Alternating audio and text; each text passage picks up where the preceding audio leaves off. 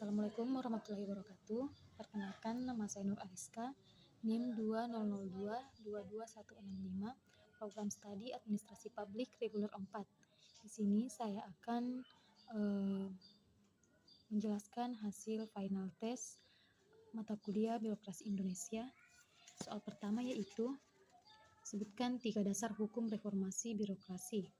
Yang pertama yaitu Peraturan Presiden Nomor 81 Tahun 2010 tentang Grand Design Reformasi Birokrasi 2010. Yang kedua, Peraturan Menteri Pendayagunaan Aparatur Negara dari Reformasi Birokrasi Nomor 25 Tahun 2020. Selanjutnya, Undang-Undang Nomor 5 Tahun 2014 tentang Aparatur Sipil Negara atau ASN. Undang-undang ini merupakan dasar hukum utama dalam pelaksanaan birokrasi di Indonesia. Undang-undang ini mengatur tentang pengelolaan ASN, pengembangan karir ASN, pemberian penghargaan, disiplin ASN, dan penilaian kerja ASN. Selanjutnya, Peraturan Menteri Pendayagunaan Aparatur Negara dan Reformasi Birokrasi Republik Indonesia. Peraturan-peraturan yang dikeluarkan oleh Kementerian Pendayagunaan Aparatur Negara dan Reformasi Birokrasi atau PANRB juga menjadi dasar hukum penting dalam pelaksanaan reformasi birokrasi di Indonesia. Contohnya, Peraturan Menteri PANRB Nomor 17 Tahun 2013 tentang pedoman pembinaan e-government di lingkungan instansi pemerintah. Selanjutnya soal kedua yaitu bagaimana implementasi birokrasi di kampus UMSI serta berikan contohnya. Menurut saya peningkatan kualitas pelayanan.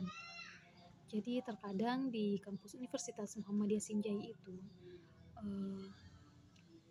dosen atau staf itu sibuk pada waktu-waktu tertentu saja, misalkan saat penerimaan mahasiswa baru atau PNB, kemudian waktu menjelang ujian, konsultasi ataupun registrasi. Misalnya saja setelah sholat asar, pelayanan di ruang pelayanan itu sudah sepi, sudah kurang staf yang melayani, sedangkan di situ harusnya masih jam pelayanan dan harusnya masih melakukan pelayanan. Dari permasalahan ini harusnya segera diatasi atau dibenahi agar tidak berkepanjangan, seperti dengan memperhatikan fungsi birokrasi dalam sudut pandang pelakunya sebagai mitra kerja yang profesional, dan juga harus mengedepankan sikap-sikap yang menunjukkan jujur serta masalah waktu untuk kedisiplinan kerja. Selanjutnya, penggunaan teknologi informasi. Mengimplementasikan sistem manajemen data dan informasi berbasis teknologi informasi untuk meningkatkan efisiensi dan transparansi dalam proses administrasi kampus. Contohnya, penggunaan sistem informasi akademik, sistem pendaftaran online, dan sistem penilaian elektronik. Selanjutnya yang ketiga yaitu sebagai mahasiswa, ide yang dapat diberikan untuk reformasi birokrasi yang lebih baik di kampus Universitas Muhammadiyah Sinjai menurut saya yaitu meningkatkan pelatihan dan pengembangan pegawai atau staf, mengusulkan program pelatihan yang berkelanjutan pada staf ataupun pegawai ataupun dosen itu sendiri dalam administrasi kampus untuk meningkatkan keterampilan dosen maupun staf, pengetahuan baik itu pemahaman mereka tentang tata kelola yang baik dan pelayanan yang berkualitas.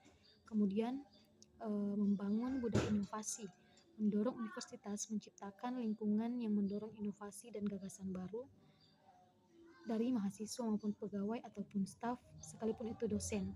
Kemudian mengadakan forum diskusi, kompetisi, atau program insentif untuk mendorong partisipasi aktif dalam mencari solusi-solusi baru dalam penyelenggaraan birokrasi kampus. Sekian dari saya. Assalamualaikum warahmatullahi wabarakatuh.